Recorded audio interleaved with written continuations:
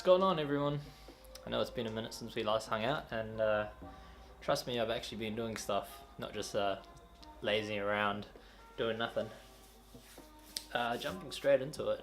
No more E30. Don't have one of those anymore, and it was kind of hard letting it go, but the initial reason why I sold it was an RX-7 FD had popped up for sale, and that being one of my all-time dream cars, I was like, I need to jump on it right now. But unfortunately the E30 sold and it didn't really work out.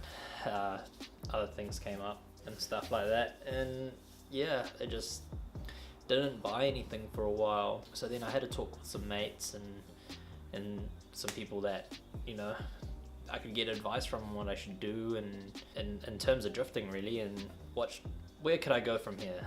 Well, I built a pretty cool car. The new owner's over the moon with it, hopefully, that's what he tells me anyway, and it looks like he's making really good progress. But what do I do from here? So I got talking to a few friends and what we could do and any ideas and stuff, and the idea of some competition sort of stuff came up, and I've been really intrigued about the whole comp side of drifting and how it all works, and just it just looks super exciting, and I think I could really be a part of that. So what did I do? I bought an S15. Now it's not the most flash thing in the world because I needed something that could handle some power but isn't going to break the bank in terms of custom anything. It might sound a bit contradictory to kind of selling the E30 and moving on to a new chassis, but looking at it long term,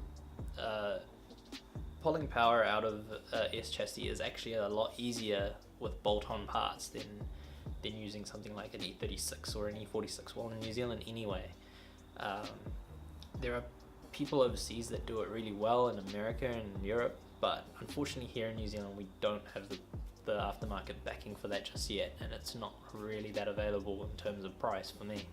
So what was available was a Silvia. Like, they are an expensive investment just to buy in, but once you're in, the price of everything is super cheap. You can get away with murder on these things. For instance, for an example, right? Flares for an E30, all round.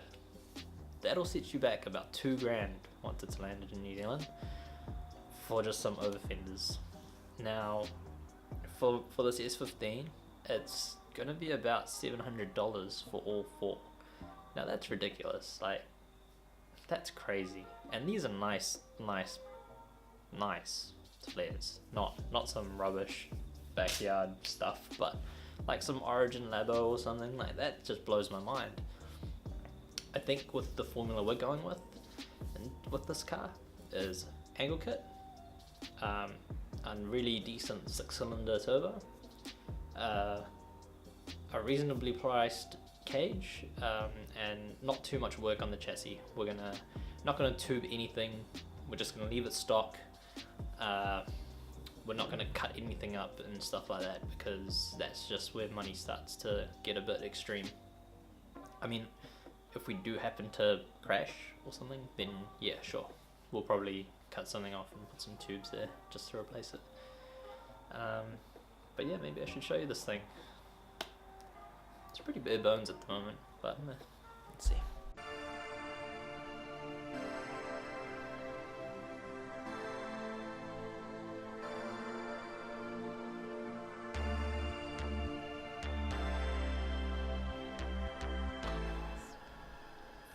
Here she is, in all her stripped out glory. I got this car as a rolling body. Was alright, not too bad, not too bent up compared to a lot of the other Silvias I went to have a look at. A few dings and stuff here and there, but you know, that's going to go in the bin anyway.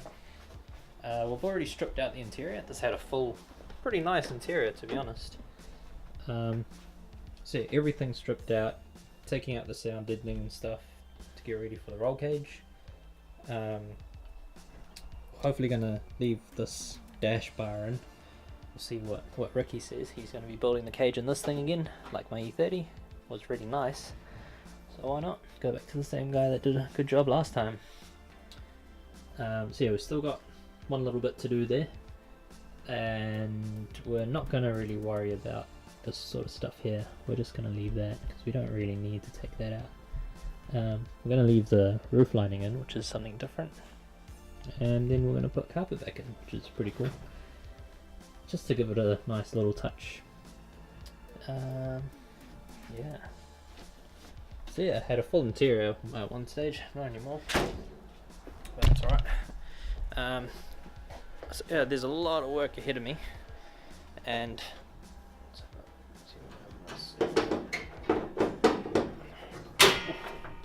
these bonnets are not light. Yeah, so we're just gonna tidy this up a bit. This is going out. We're gonna redo the whole wiring loom, engine loom stuff. So all of that stuff's coming out. I might do some seam welds along here and down the bottom here, because I do know that these S chassis like to pull them apart, especially when you put them through some abuse.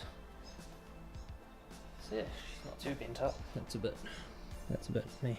But all in all, looks like a pretty good base to start with. So hopefully with this car, what I can do is start from the beginning on these vlogs, show you guys what it takes to really get into competition with one of these, and really see if it is that bad. Like some people say, oh no, you can't do it, you'll never be able to do it, you know, it takes so much money or so much time or whatever, and I understand that, but how much can you get away with? That's the question. Because I by no means am like big money sort of dude. I just work my normal job and try and go drifting. So yeah, hopefully I can take you guys along with me on this journey and maybe show you guys a few things and how we need to do it, and kind of go through the whole rule set. I forgot what it was called, some schedule something of something, and make it all make sense somehow. So yeah, hopefully you're excited as I am and come along with me on this journey. We can hang out and talk shit and work on some cars. Yeah, can't wait to go out drifting again. I'll see you at the next one.